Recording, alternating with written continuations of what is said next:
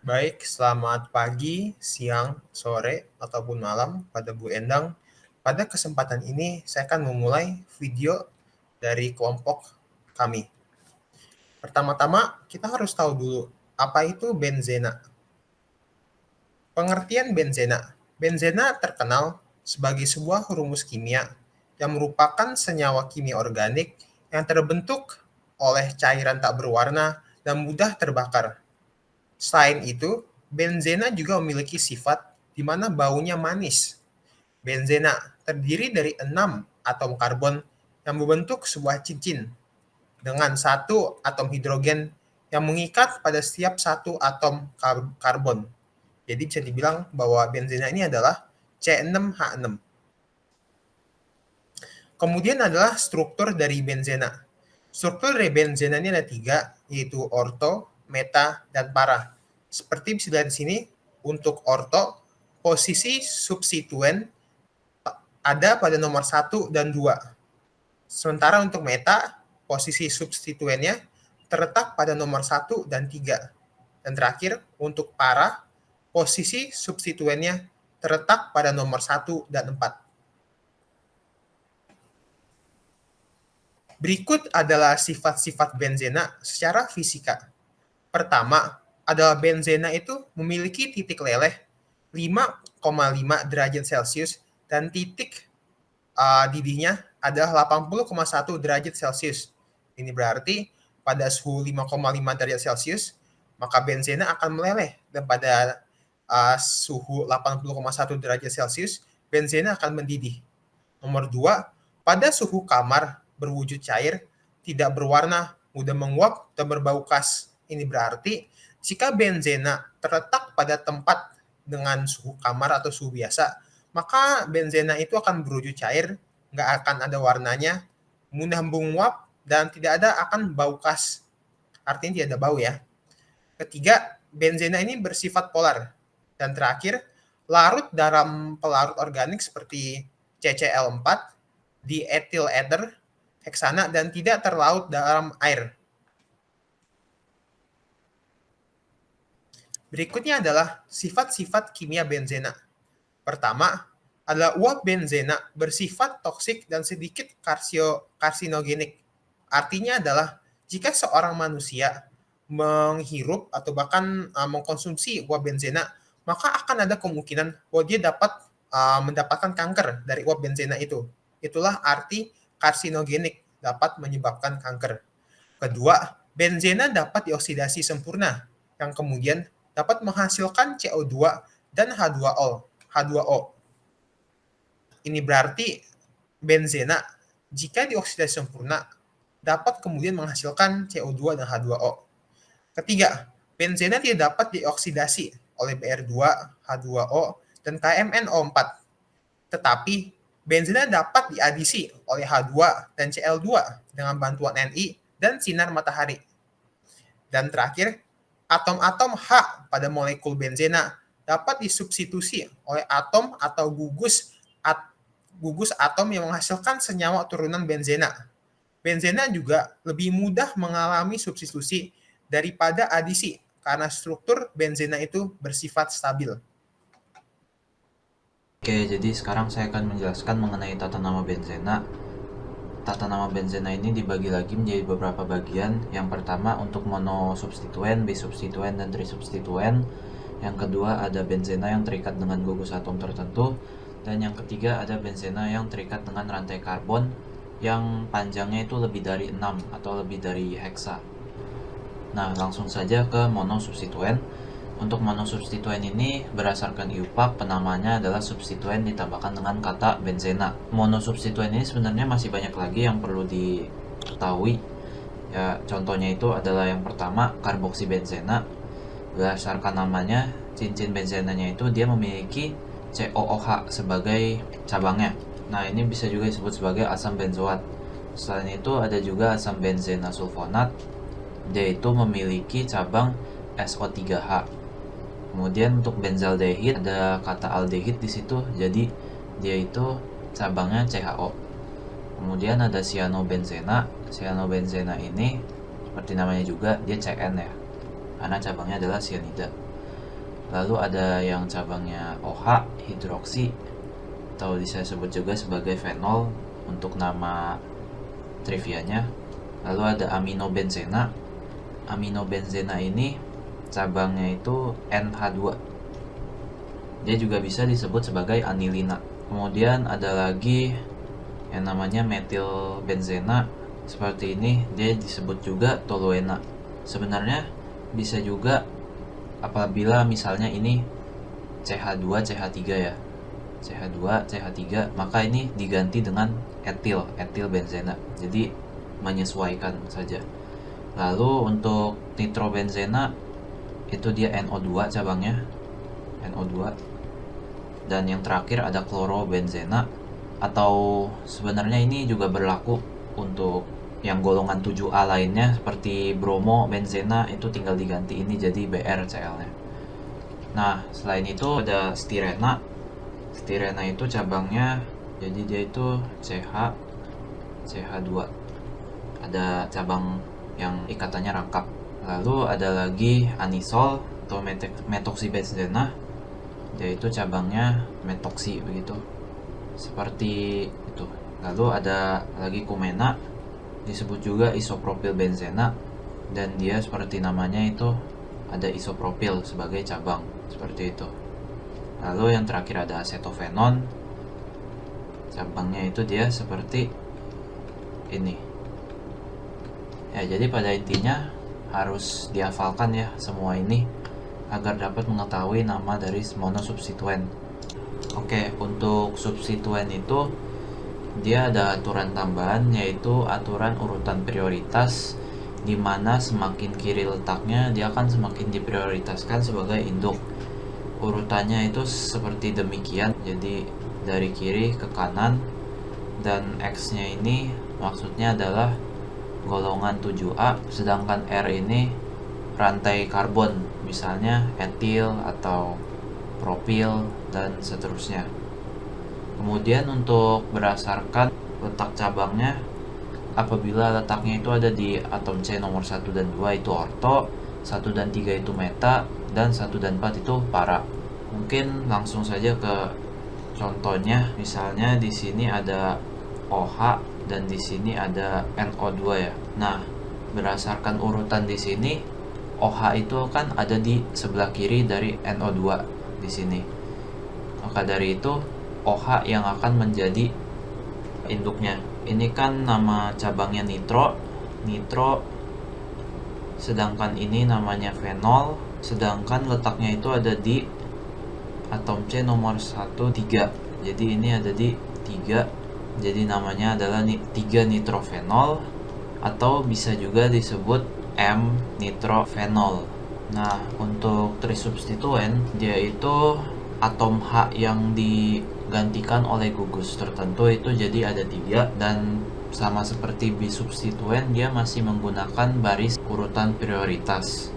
Namun bedanya aturan penamaan orto, meta, dan para itu sudah tidak berlaku lagi. Nah, kemudian ada tata nama untuk benzena terikat gugus atom. Jadi di sini ada yang namanya gugus benzil, yaitu gugus metil benzena yang kehilangan satu atom H. Dan benzil ini berperan sebagai cabang. Jadi misalnya apabila ada OH di sini, maka dia menjadi benzil alkohol, kemudian Cl menjadi benzil klorida, sedangkan apabila dia NH2 menjadi benzil amina. Kemudian ada lagi tata nama untuk benzena namun yang terikat pada rantai karbon. Pada hal ini rantai karbonnya itu adalah rantai alkana yang jumlah C-nya itu lebih dari 6. Jadi misalnya itu ada heptana, oktana, atau seterusnya. Jadi dalam hal ini cincin benzena tidak lagi dianggap sebagai induk, melainkan sebagai substituen yang disebut sebagai fenil. Seperti misalnya di sini ada rantai alkana yang panjangnya itu ada 1, 2, 3, 4, 5, 6, dan 7 ya. Jadi dia itu lebih dari 6, maka yang dianggap sebagai induknya adalah rantai itu sendiri. Ya, jadi untuk tata nama benzena Kurang lebih seperti itu. Untuk bagian selanjutnya akan dijelaskan oleh teman-teman saya. Sekarang saya akan menjelaskan reaksi benzena yang mencakup sifat benzena. Pertama, yaitu halogenasi. Nah, sebentar. Halogenasi. Nah, halogenasi terjadi jika benzena golongan 7A ini seperti ini benzenanya set. Nah, ini benzenanya ditambahkan jika ini terjadi reaksi halogenasi jika benzenanya diberikan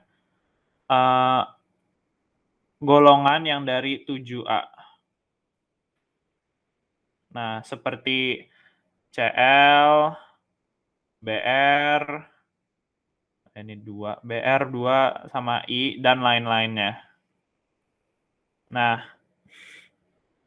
ini, tunggu, maaf, ada kesalahan teknis. Maka ini yaitu golongan halogen ini akan terjadi seperti ini nih. Contoh, ini masih itu, dan X tambah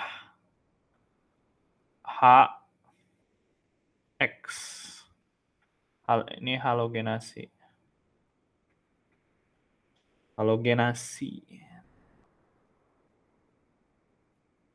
Nah, contohnya tuh seperti ini nih.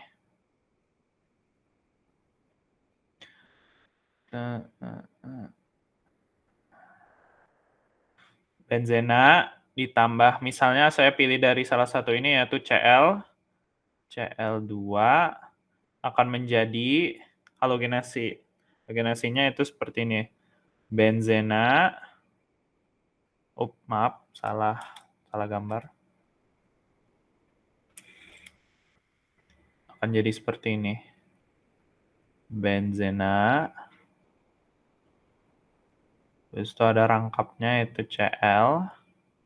Cl aja, jangan tulis 2, tambah HCl. Nah, ini jadi halogenasi nih, ini. Nah, yang kedua, yaitu nitrasi akan terjadi jika benzena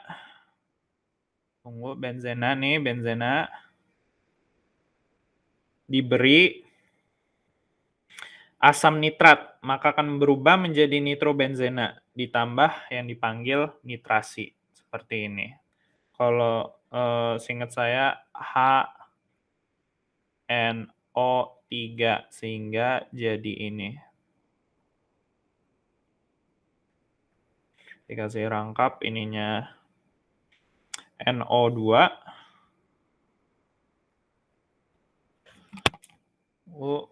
NO2 ditambah H2O. Nah, ini dipanggil nitrasi. Nah, untuk reaksi selanjutnya adalah reaksi sulfonasi dan reaksi alkilasi. Dalam reaksi sulfonasi, benzena yang dipanaskan dengan H2SO4 atau asam sulfat pekat menghasilkan perpindahan pada SO4 dari ke sini, sehingga membentuk HSO3 yang terikat pada benzena dan dengan produk sisa berupa air. Sedangkan dalam reaksi alkilasi, benzena yang direaksikan dengan alkilhalida menghasilkan benzena yang terikat pada metil dan asam halida. Di contoh ini kita menggunakan metil dan klorida. Namun kita bisa mengganti-gantinya dengan senyawa lainnya. Jadi misalkan ini kalau kita ganti etil menjadi C2H6, maka dia akan menghasilkan C2H6 juga di sini. Dan kalau misalkan ini kita ganti dengan senyawa lain seperti Br, maka dia akan menghasilkan asam bromida. Jadi ini berpindah, kita bisa umpamakan ini pindah ke sini, sedangkan ini pindah ke sini. Ini tersisa dengan H yang ada di sini. Itu untuk reaksi sulfonasi dan alkilasi. Kemudian ada reaksi substitusi kedua. Pada reaksi substitusi kedua, benzena yang telah mengalami substitusi atau yang telah tersubstitusi dapat mengalami substitusi kedua.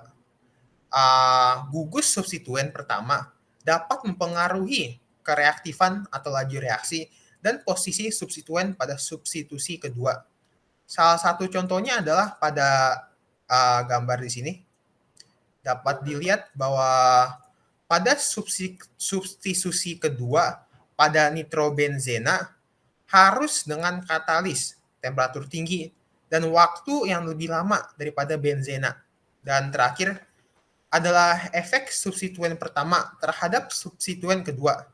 Jika dilihat pada gambar ini, dapat dipungkiri bahwa substituen yang mengarahkan substituen kedua ke arah ortopara bersifat mengaktifkan, sedangkan yang mengarahkan ke arah meta bersifat menonaktifkan. Seperti bisa dilihat pada gambar ini. Cincinan gabungan benzena adalah 2 atau lebih cincin benzena dapat bergabung pada posisi tertentu membentuk senyawa turunan benzena, yaitu dipanggil gabungan cincin benzena. Nah, gabungan cincin benzena ada 4 macam. Ya, berturut-turut adalah anthracena, naphthalena, pirena, crisena. Saya akan gambar satu persatu ya. Kalau naphthalena itu seperti ini. Nah, naphthalena itu adalah 2 gabungan yang hanya 2 aja. Ini naphthalena. Kalau anthracena itu ada 3 gabungan benzena. Nah, ini dipanggilnya anthracena. Nah, ketiga yaitu pirena itu ada 4. Nah, pirena tuh seperti ini bentuknya bertingkat gitu dan ada 4 benzena. Nah, kalau yang keempat yaitu crisena seperti ini. Nah, ini crisena seperti ini. Jadinya ada 2 gabungan naphthalena. Ada 1 di bawah dan 1 lagi nyangkup di sini nih. Setelah kalian mempelajari tentang senyawa turunan benzena, kalian pasti berpikir apa sih kegunaannya dalam kehidupan sehari-hari? Nah, salah satu kegunaan yang paling terkenal adalah bahan peledak. Pasti kalian pernah mendengar mengenai bahan peledak yang namanya TNT. Nah, TNT ini sebenarnya kepanjangan dari trinitrotoluena. Seperti yang kalian telah pelajari sebelumnya, toluena ini merupakan benzena dengan cabang metil. Sedangkan nitro di sini merujuk pada NO2. Jadi, toluena ini cabang metilnya di bagian 1, sedangkan nitro ada di nomor 2, nomor 4, dan nomor 6. Jadi nama sebenarnya adalah 2,4,6 trinitrotoluena. Oke? Nah, jika kita misalkan hapus CH3-nya, maka ini akan menghasilkan bahan peledak yang lebih kuat dibandingkan dengan TNT yang kita sebut sekarang sebagai TNB atau trinitrobenzena. Kegunaan selanjutnya adalah sebagai insektisida dalam bentuk DDT. Nah, DDT merupakan singkatan dari dichloro, diphenyl trichloroethana. Dichloro terletak di kedua bagian ini, sedangkan phenyl merupakan gugus dari ini. Dan trichloroethana merupakan bagian atas dari senyawa ini. Ada Cl, Cl, Cl, dan di sini ada etana. Nah, dulu DDT merupakan salah satu insektisida yang paling sering digunakan oleh masyarakat. Namun sebuah penelitian yang dilakukan pada tahun 1970-an menemukan bahwa DDT sangat berbahaya bagi lingkungan sehingga penggunaan DDT ini langsung diberhentikan dan dilarang pada tahun 2004 di seluruh dunia. Nah, senyawa yang ketiga adalah BHT dan BHA. BHT merupakan butil hidroksitoluena, sedangkan BHA merupakan butil hidroksianisol. Meskipun sebenarnya ini ada ujungnya di karena ada 2 butil di sini. Nah, butil hidroksitoluena dan butil hidroksianisol dia berfungsi sebagai antioksidan atau pengawet yang menyerupai vitamin E. Kalau kita sering makan makanan junk food atau makan makanan cepat saji, kita pasti bisa melihat kemasannya dan melihat komposisinya bahwa ada BHT atau BHA di dalamnya. Dia berfungsi untuk mencegah agar makanan berubah menjadi ternip. Jadi baunya lebih sedap dirasa ketika kita membuka kemasannya. Nah, selain senyawa-senyawa tadi, berikut ini juga senyawa-senyawa turunan benzena yang kita sering pakai di kehidupan sehari-hari. Pengawet juga ditemukan dalam bentuk asam benzoat. Asam benzoat merupakan benzena dengan rantai COOH. Dia sering digunakan di makanan-makanan yang perlu dilestarikan, diawetkan dalam waktu lama. Kita bisa melihat asam benzoat ini dari kemasan-kemasan makanan yang menunjukkan komposisinya. Nah, yang kedua adalah paracetamol. Kita pasti sering mendengar paracetamol sebagai penurun demam. Nah, paracetamol ini juga merupakan turunan dari senyawa benzena. Yang ketiga dari sini adalah anilin. Anilin ini merupakan bahan dasar dari pewarna diazo. Yang terakhir adalah asam salisilat. Asam salisilat ini kita bisa temukan dalam obat penisilin. Asam salisilat ini berperan dalam aksi antiinflamasi dalam obat penisilin yang kita minum. Jadi asam salisilat ini fungsi utamanya adalah untuk mencegah inflamasi dalam penisilin. Nah, untuk zat-zat berikut biasanya digunakan dalam dunia industri maupun dalam dunia sains. Yang pertama adalah asam tereftalat. Dia bisa digunakan sebagai pembuat indikator fenolftalein, air warna, obat-obatan, dan bahan sintetik. Yang kedua adalah sirena. Sirena bisa digunakan dalam industri percetakan, karet, dan kulit. Nah, sirena dengan posisi berikut, yakni ortosilena, dia menjadi bahan dasar dari polyester PET. Yang ketiga adalah stirena. Stirena dia berfungsi sebagai bahan dasar plastik dan insulator yang berfungsi untuk mencegah pengaliran listrik. Yang terakhir adalah mesitilena. Dalam dunia elektronika, mesitilena digunakan sebagai pelarut dan juga berfungsi sebagai bahan dasar pembuatan alat-alat elektronik tertentu.